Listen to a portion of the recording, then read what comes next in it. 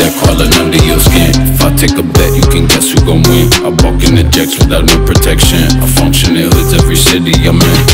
I'm that great one gorilla out the concrete jump. Looking from the dope cause I just shot a bun. Scarecrow make the chopper drum shots rumble. Scarecrow got the dope game from home. Steppin' for the drug double bitches. Better watch your side, then you pick it. Snakes start hissing, heads don't miss it. Rest in piss till the ones I'm killing. Teeth keep drilling, codeine spilling. Blood on my linen from the cuts, never hit a hot boy.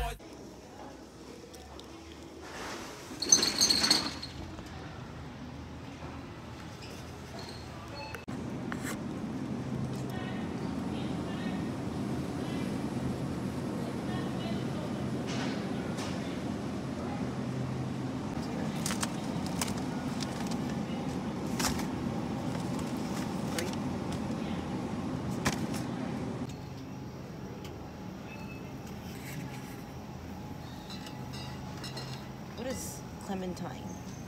What? Clementine. I think it's like orange. Should we try one of these? Sure. No. What? There's hella sugar in it. Shut us down. Shut us down. Shut us down. No, I don't think so. It's Vegas. It's 24 hours. So this is what we got from Target. This cute gold spoon. Spoon holder. We use a spoon to scoop our coffee, which we got this jar from Target also. $5. And this is Labaso coffee that we got from Smith's. Which this is what the bag looks like. Labaza, sorry. Yeah, it's really good coffee. Alright, so this is my first vlog. Carlos, get out of here, dude. What are you doing? Sit. Sit with me. Okay, anyways, this is my first vlog post. I was filming all day yesterday, a bunch of different stuff. I actually ended up passing out for like 2 hours and didn't film half of the day. But anyways, this first vlog is probably going to be about what a lot of people have suggested, which, by the way, thank you to those people that took the time to message me on Instagram to give me ideas. And this first vlog, I'm going to talk about depression because it seems to be like what I'm known for, which is a good and bad thing, right? But I just want to like break it down as to like what my daily struggles are, how my anxiety plays a major role in it. First thing is daily struggles. Lately I've been getting a lot better, especially with the self-help books, and then taking this leave of absence from work has helped a lot just because I'm away from that drama and whatever else stresses go on with work, and I just kind of been keeping to myself, which is great. But that's another thing with me is the way that you can tell that I'm going through an episode of depression is I keep to myself. I go quiet. I generally just seclude myself from everything, which is terrible, especially for Aris, poor thing, because I shut him out all the time, which isn't fair to him. I honestly don't know how he deals with it 90% of the time, but I like to sleep a lot. So another way for people to tell that I'm depressed is I just like to take naps all day. I sleep all day. I wake up late. As soon as I get home, I go straight to sleep. Reason being is I have a lot of vivid dreams, and a lot of my dreams are pretty cool. So of course, like when you have cool dreams, of course you're gonna want to sleep more because, as cheesy as it sounds, your dreams are cooler than reality. So that's why I like to sleep a lot when I'm depressed. Another thing is I get really irritable when I go through depression, especially when like people try to talk to me about it or ask about it. I just get very snappy, and which the only person that really asks is Aris.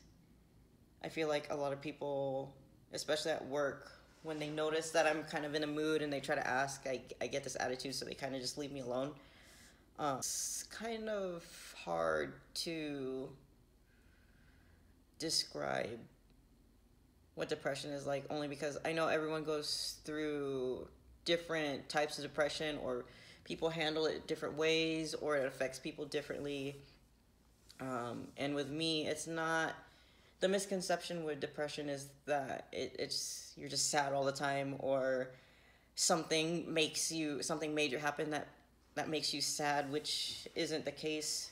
Not for me anyways. For some people, that things can trigger their depression, I get it, but for me, it's just something that's I've always suffered with since I was like 11 or 12, I think. It just comes and goes when it wants. I just remember being emotional all the time as a kid, but I feel like that's normal, especially as a girl and you're going through puberty and all that. My anxiety plays a major role in it because I have an overactive imagination. I like to think of scenarios like from the past that contribute to the scenarios that I make up in my mind to the future or for the future, and my mind is going a million miles a minute every single day, all day long. That, of course, it's gonna make me like, it kicks up my anxiety if I freak out. And you know, there'll be times where I'll just be sitting quietly, but I'm sitting still and I seem fine, but my heart is racing because I'm like thinking of a million different things, whether it's work or whether it's things at the gym, or you know, sometimes I sit and wonder, oh, what is Adi's thinking about? Or, you know, how are my family okay? And it's just all these different things that, like, your mind shouldn't be really thinking about, I feel like, I would kill for my mind to just shut up, to just, like, stop going. Like right now, like you can tell, I'm sure that my mind is racing because I tend to, when I get nervous, I speak with my hands a lot. I like telling stories by moving and all this and that. But yeah, my anxiety makes me go crazy, which in turn I feel like I'm a crazy person, and then my depression kicks in, and then I'm in this glass case of emotion like Ron Burgundy, and I just want to freak out, but I don't. People ask me on, you know, Instagram or Facebook, or in person, like, how do I overcome my anxiety and depression? And the honest answer is I don't. I mean, I still deal with it every day. I just try to distract myself with a lot of different things. Reading has helped a lot. I don't know why I ever stopped reading, because that's all I did as a kid and as a teenager was read. I spent all my time in the library and I just get lost in the books, and I picked it back up again, and that's one way I overcome it. The gym obviously is another way that I overcome it, but the gym is only a small window of escape, because the longest I've spent in the gym is 3 hours, but that's when I'm prepping for a show, you know, because, you know, I have to do my cardio and then my workouts and all this and that and stretching. And now the longest that I'll stay in the gym is probably 2 hours, which is still long. It's still long to a lot of people, but 2 hours in a 24-hour day is only, it's not a lot. Me vlogging and then like doing my little, like, this is my journaling thing that I do, helps a lot. So I write down like the monthly goals and then my blog ideas, which this is the depression one that I'm working on today. My new work schedule. And then the calendar for the month. Like I do these things, drawing, to just keep my mind focused so that it's not all over the place.